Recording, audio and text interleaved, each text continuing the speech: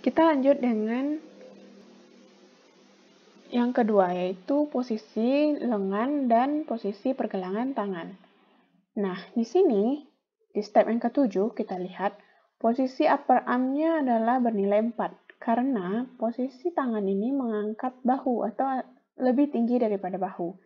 Bahunya melakukan ketinggian, sehingga nilainya 4. Dan di sini juga perlu dinilai pertambahannya atau beberapa perlu di-adjust, karena seperti yang terlihat, jadi karena bahunya terangkat, maka perlu ditambahkan nilai 1, dan nilai upper arm-nya ini juga abduct, atau istilahnya menjauhi tubuh. Nah, ini nilainya ditambahkan 1. Jadi 4 ditambah 1 dan ditambah 1 lagi nilainya adalah 6.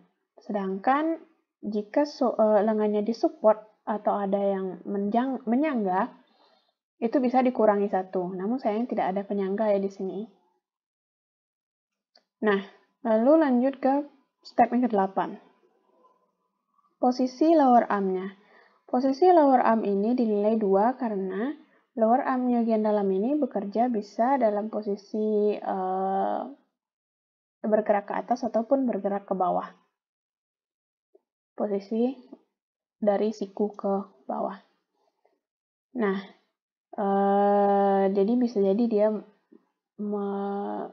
bergerak bergerak di sini sehingga nilai posisi arm-nya 2. Nah, lalu step yang ke-9, posisi pergelangan tangannya. Pergelangan tangan pekerja ini bisa diperkirakan bagaimana pekerjaannya. Di sini posisinya bernilai 2 karena di dalam pasti pekerja memerlukan pergelangan tangan untuk membuka atau memasang alat listriknya. Lalu di sini juga perlu ditambahkan nilai 1 karena posisi tangan itu twisting atau berputar-putar jalan, sehingga ditambahkan nilai 1. Ini ada adjust-nya. Maka nilainya 3. Nih, bisa dilihat di sini, apabila pergelangan tangan itu bend from middle or twist, maka nilainya ditambahkan 1. Lalu lanjut ke step 10. Di step 10 dijumlahkanlah nilai dari step yang B ini. Jadi posisi upper arm 6 masukkan ke dalam tabel B, posisi lower arm-nya bernilai 2 maka dimasukkan ke sini, dan posisi pergelangan tangannya bernilai 3 sehingga dapat irisannya 9. Dimasukkan ke step 10. Nah, di step 11 kita lihat tadi coupling score-nya. Nah, coupling score ini apabila dia terhandle dengan baik atau memiliki power grip-nya, maka ini tergolong bagus. Nilainya 0. Nah, apabila dia berlevel kira-kira acceptable tapi tidak begitu ideal pemegangan tangannya atau tempat berpegang tangannya, itu nilainya fair 1. Tapi kalau misalnya pemegang tangannya itu tidak bisa diterima bentuknya atau tidak dapat mampu dipegang dengan baik, itu nilainya 2. Nah, jika tidak ada pemegang tangan dan posisinya awkward dan tidak aman untuk beberapa bagian tubuh, maka itu dianggap nilai 3. Nah, pada gambar tidak ada tempat pegangan tangan, sehingga tangannya langsung bekerja ke dalam alat, dan tangan yang satu lagi juga memegang alat. Jadi tidak ada tempat pemegangan yang baik.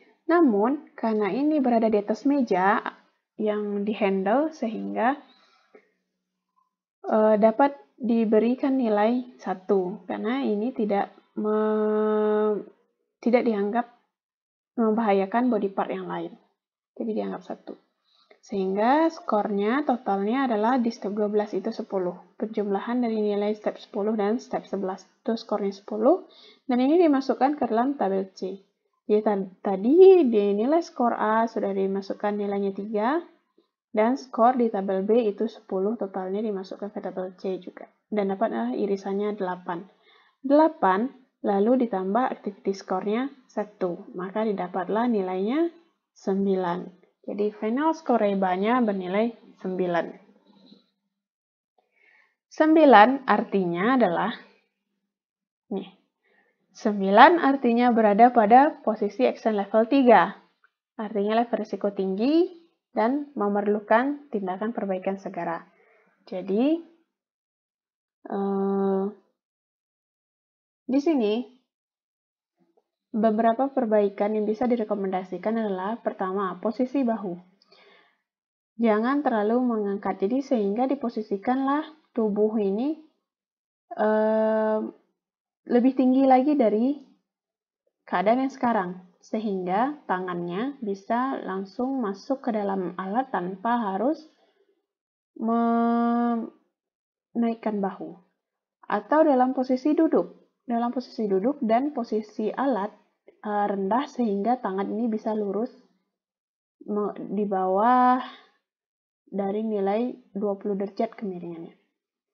Jadi posisi pertama sarannya adalah di tempat duduk dan alat kerja lebih diturunkan lagi posisinya. Oke, reba pun walaupun sudah lebih detail daripada OWASP dan RULA, namun juga tetap memiliki kelebihan dan keterbatasan. Kelebihan daripada reba ini dapat menilai risiko pada hampir semua bagian tubuh secara lebih detail. Bisa memisahkan penilaian anggota gerak atas dan juga bawah.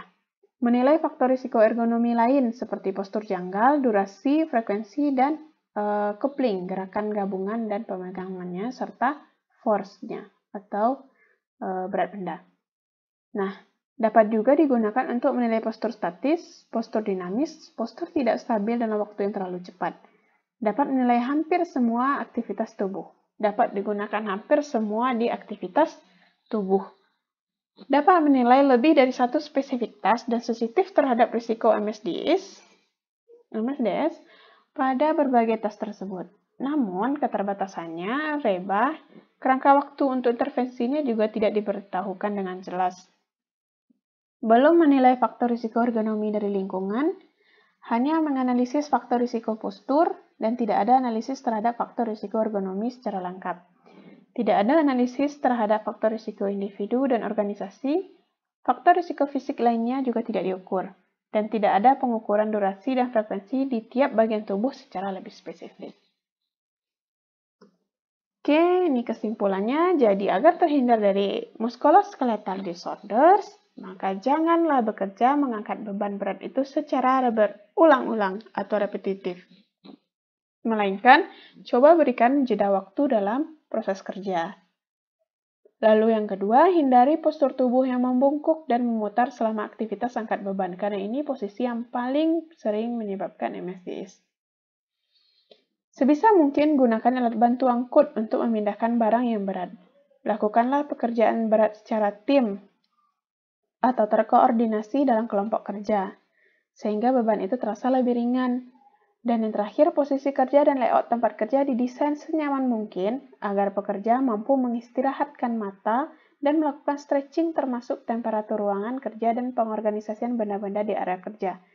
Jadi, apabila pekerjaan itu terasa nyaman di tubuh, maka risiko MSDS juga akan semakin kecil.